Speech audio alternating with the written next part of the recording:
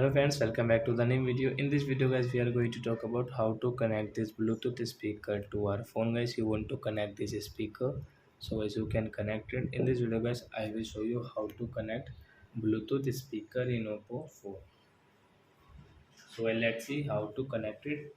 So first of all open your phone setting guys to connect this Bluetooth speaker. Then guys click on Bluetooth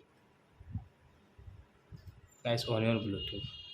And guys, let's see guys how to connect. So first of all guys, you will have to click the first one guys,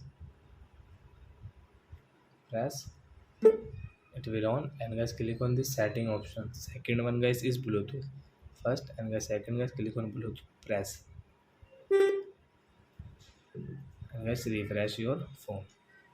So as you can see guys, this JBL Go,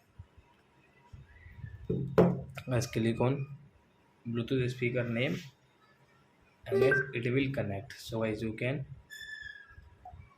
use your this Bluetooth speaker in Oppo K10 phone.